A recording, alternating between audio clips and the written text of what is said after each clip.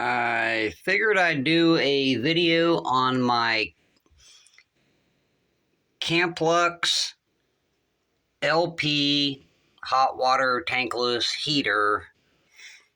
This is something I would not recommend that anybody else tries doing, but in the situation that I'm at, I figured I'd go ahead and give it a try. Anyway, all right.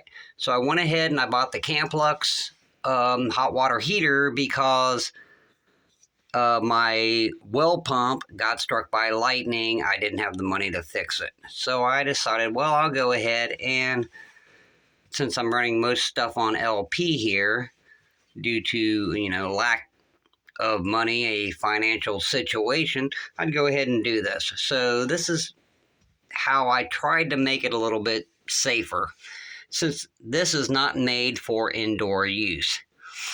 As you can see, the metal that goes around the outside, which is a galvanized roofing material, I went ahead and put this on the walls, figuring, well, if there's a heat, transference, it might, defer the heat away from the walls. I got drywall. I've got wood. I'll get to the part right there in a second. So I have the 12-volt pump that comes in from outside that goes into a 50-gallon drum. I've got solar panel array from Harbor Freight set up outside, which charges my battery. Comes in, goes through my 12-volt pump, comes up through a garden hose into a quick release valve. The quick release valve is because I also use it to fill up my toilet, so I can disconnect it when I'm not taking a shower, go ahead and fill up the toilet, and that works out pretty good. That also used to go to this piece. I had a quick release here, and it came up, went through that, and came to the shower head that's on the top. The problem was I had no hot water, and I had no hot water here for about 2 years. So I was taking cold showers, and in the wintertime, doesn't matter where you live at, it's really cold.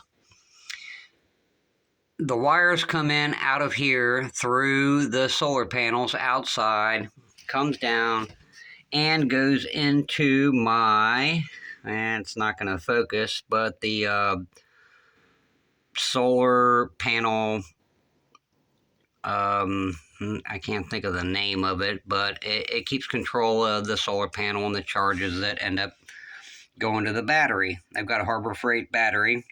I got AGM written on it because I wasn't sure if there was an absorbed glass mat battery, and when I used to charge it on a battery charger, I needed to know that it was an absorbed glass mat. I do have a carbon monoxide detector, just for safety.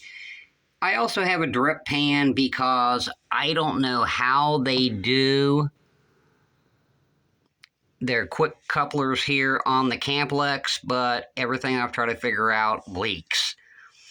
I think it's a sealing unit, the way it plugs in, and it's just a little bit further away from the ball bearings that clip it into place, but anything that I've tried to do, it leaks, and eventually I would like to run plumbing off of it and run it up into the fitting that I showed you before, and I could eliminate the leaks. But for now, I just have the hose setup that comes with it, the 5-foot hose, which isn't real long, which brings me to the gas line, which is 5 foot, that isn't real long. And the gas hose is in here next to the, let's see, we got our water inlet, the shower, and the gas line.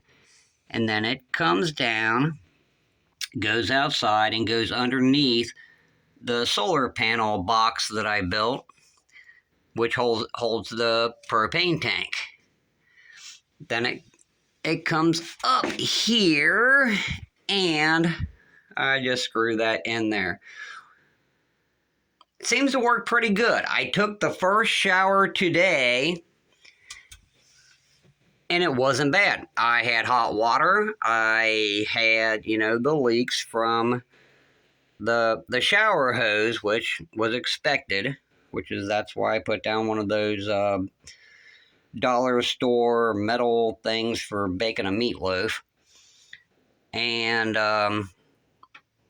it wasn't too bad. The main thing I was worried about, which is the reason I put the metal around here, and if you can kind of see, it's curved at the top so that I could deflect the heat. I have a window here. I can open the bathroom window and crack it because there is fumes. They don't seem to be LP fumes. It more smells like the oil, the packing oil they put on stuff to keep it from rusting. And then when you fire it up, it will stink up your house.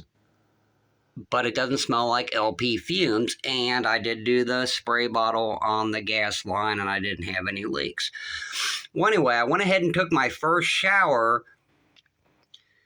And after my first shower, I used my laser thermometer and went ahead and shot it on the metal. I shot it on the inside of the exhaust vent that comes up here, as well as on the drywall, the wood, both sides and everything.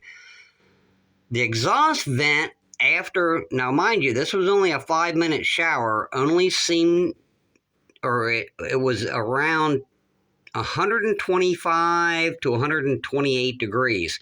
Not bad.